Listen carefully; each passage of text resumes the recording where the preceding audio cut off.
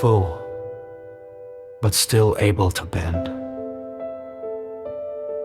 There is an old saying, simple, quiet, almost forgotten.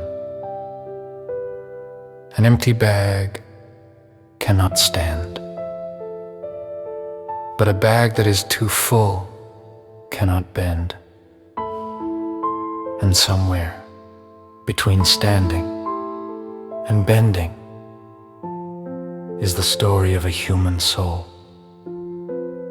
I have seen empty people, not empty of breath, but empty of purpose, walking, but not grounded, speaking, but not rooted. Because when there is nothing inside you, no conviction, no truth, no fire, the smallest wind will knock you over. An empty life collapses under pressure because it has nothing to hold it up. But then, I have also seen the other side, full people, too full, full of knowledge, but no wisdom, full of success, but no humility, full of themselves, but empty of God, and they stand tall, yes, but they cannot bend. They break relationships, they resist correction, they fight change, because pride is stiffness of the soul, and life will always require you to bend. Because storms don't ask for permission, trials don't send invitations, and if you cannot bend, you will break.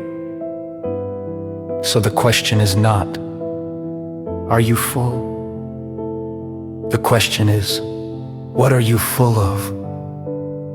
Because you can be full of anger and still be empty of peace. You can be full of noise and still be empty of direction.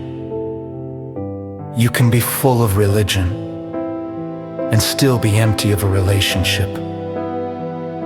But there is a fullness that teaches you how to stand and still bow, a fullness that gives you strength and still keeps you soft, a fullness that says, I know who I am, but I am still learning, because true strength is not rigidity.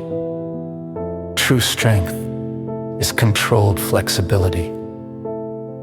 Look at the tree.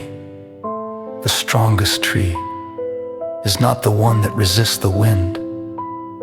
It is the one that bends and still does not break. So fill me, but not with pride. Fill me, but not with myself. Fill me with truth. Fill me with grace. Fill me with something that lets me stand and still kneel, because I don't just want to stand in good times. I want to survive the storm. I don't just want to rise. I want to endure. So let me not be empty, but let me never be too full. Let me be balanced, grounded, rooted, alive. Because a life that stands and still bends is a life that cannot be destroyed.